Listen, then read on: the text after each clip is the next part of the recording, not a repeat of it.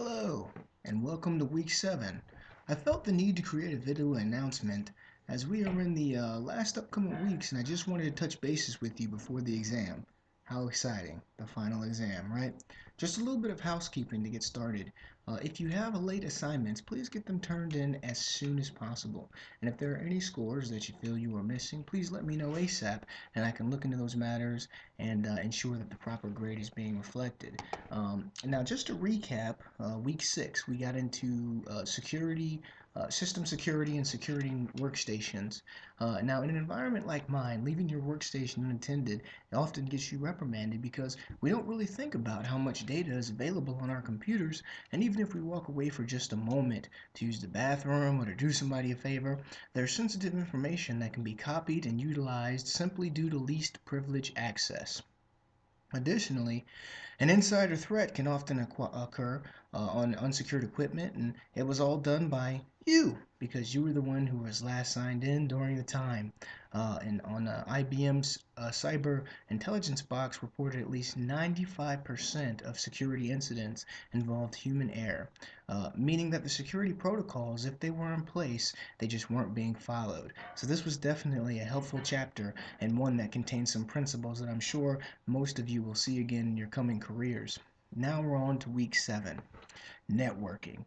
This is partially one of my core backgrounds, and I can certainly tell you that according to the Bureau of Labor Statistics, that this field will grow by at least 22%, and they estimate by about 2020. The network, as you'll learn, is the heart and soul of any organization needing to store, transmit, communicate any type of data back and forth on internal and external networks. The greatest applications in software will have little value if they're not running on any type of communication or comm system. Now you may just be working in your own isolated bubble for a while, if that even works, depending if you need to reach to a database and that connection is broken.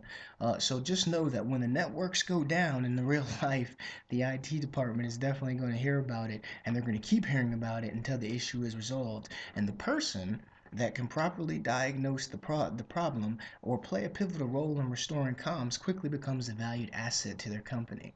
So this is a very important week, and I'll also give you another hint why. Because some of the material of what's being covered is likely to be seen on the final exam. So pay particular attention to the network portion, the printing portion of networking and test out this week, because that you may see some of that information again. All right. So in your case reports are due 7-3. Now there have been some great questions posed in the past, but ensure that you're addressing the security concerns of the company.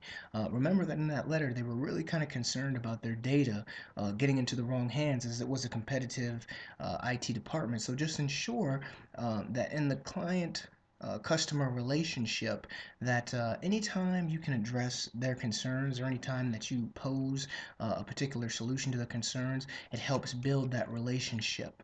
Now there was a couple of reminders that can help your test, that can help your scores and your responses. I listed them also in the announcement section, but there's three main ones that I'm looking for. Be specific. I want to know what kind of software you're recommending, what kind of products are you recommending, how much do they cost, is there a warranty?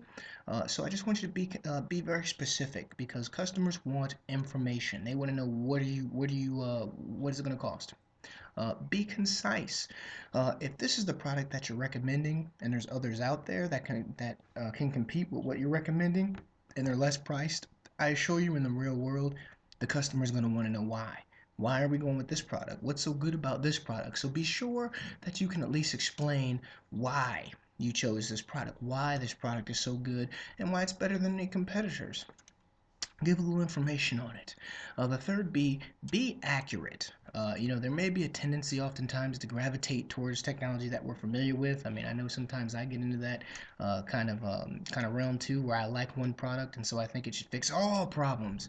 But that's a recipe for disaster with the customer. The customer's needs always come first. So ensure that in the accuracy of what we're reporting, that when we give reasons, when we give ideas, that we're accurate. We don't need to embellish particular products and say that maybe they're a little bit better than they really are and really what's being reported on them. Simply be accurate in the information that you're reporting, and be truthful in what you're reporting regarding your products. Okay? So, final word is again, I've attached a link at the bottom that's available for you to view if any of you have any questions or have any further information wanted. It provides some pretty good principles in addressing company needs, company and client relationships. It's not the exact same scenario that we're going over this week, but it provides some pretty good principles that we can follow and we can learn from it if we take those solid 8 principles and see where they kind of fit into our scenario. So, as always, have a great week, and I'm available if anybody needs me, and I'll see you next week when we get ready for our final exams. Thanks a lot.